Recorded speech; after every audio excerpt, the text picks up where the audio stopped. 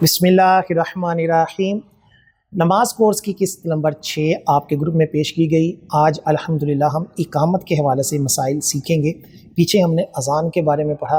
अब इकामत के हवाले से सबसे अहम मसला ये है कि इकामत के भी वही कलिमात हैं जो अज़ान के हैं, फ़कत फ़र्क ये है कि इकामत को तेज़ पढ़ा जाएगा और इसके अंदर जो है वो जो कान के ऊपर हाथ रखना और दीगर जो लवाज़मात थे अज़ान के, उसके अंदर थोड़ा सा फ़र्क है। यूँ ही अज़ान के जो कलिमात है उसके अंदर कद कामती सलाह नहीं, जबकि इकामत के अंदर ये है। अगर इमाम जो है वो इकामत पढ़े जो कि एक अच्छा अमल है, तो वो कद कामती सलाह कह कर फिर अपने मुसल्ले की तरफ जाएगा। लिहाजा अज़ान के अंदर और इकामत के अंदर जो कलिमात हैं वो सेम हैं। बाज़ अहबाब जो हैं वो इकामत के हवाले से जो है वो एक एक कलिमात कहते हैं, यानी अशहदु अल्ला इलाहा इल्लल्लाह, अशहदु अन्ना मुहम्मद रसूलुल्लाह, ये कलिमात पढ़ते हैं, जबकि ऐसा सुन्नत नहीं है। सुन्नत तरीका ये है कि इसके भी कलिमात दो दो मरतबा हैं, जिस तरह के अज़ान के कलिमात है। चुनांचे इमाम बुखारी रहमतुल्लाह अलैह के जो उस्ताद मोहतरम थे इमाम इब्ने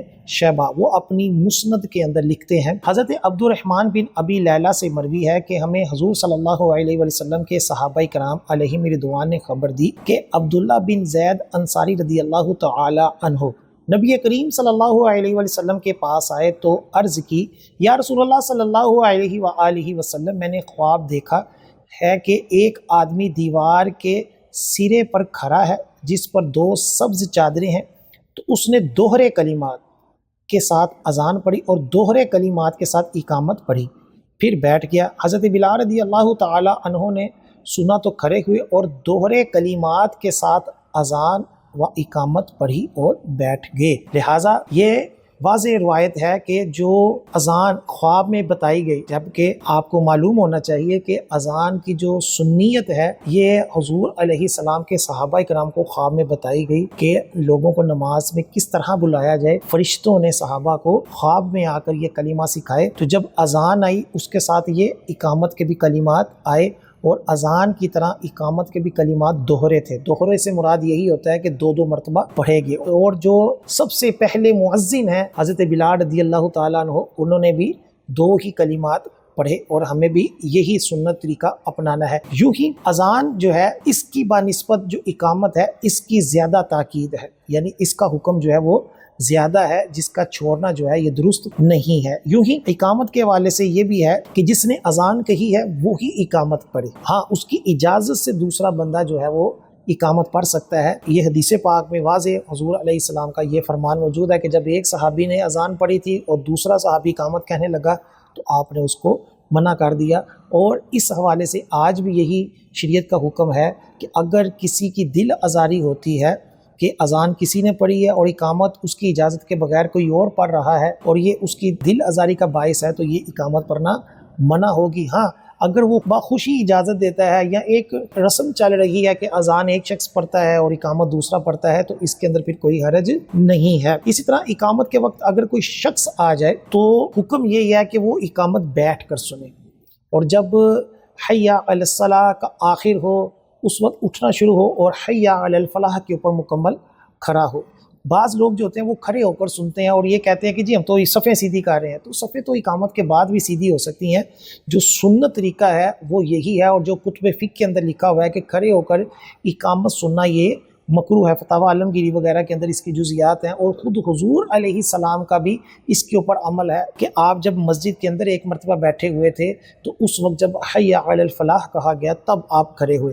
ये याद रखें कि इकामत के अंदर लोग कब खड़े हों इसकी कई सूरतें हैं। जैसा कि हुज़ूर अलैहिस्सलाम जो थे वो किबले की तरफ से जब अपने हुजरे मुबारक से आते थे तो लोग आपको देख कर खड़े होते थे। तो आज भी यही सुन्नत तरीका है कि अगर इमाम सामने से आए तो सब उनको देख के खड़े हो जाएं, और अगर इमाम पीछे से आए तो जिस सफ से वो गुजरता जाए वो सफ खड़ी हो जाए। लेकिन अगर इमाम मस्जिद के अंदर ही हो, जैसा कि हमारे यहाँ होता है कि वो मुसल्ले पर बैठा होता है, तो फिर ये हुक्म है कि वो हय्या अलल फलाह पर खड़ा हो। क्यों? क्योंकि इकामत के वक्त जब वो बंदा कह रहा है कि आओ फलाह की तरफ, تو یہ اس کے حکم کے اوپر لبئی کہتے ہوئے کھڑے ہو رہے ہیں، تو جو وہ پہلے ہی کرے ہیں تو وہ پھر اس کے حکم کی اتباع نہیں پائی جائے گی۔ چنانچہ امام بہقی اپنی السنن کبریٰ کے اندر حضرت سیدنا عبداللہ بن ابی اوفا رضی اللہ تعالی عنہ سے روایت کرتے ہیں کہ آپ نے فرمایا کہ جب حضرت بلال رضی اللہ تعالی عنہ اقامت میں قد قامت الصلاۃ کہتے تو رسول اللہ صلی اللہ علیہ وسلم اٹھ کھڑے ہوتے،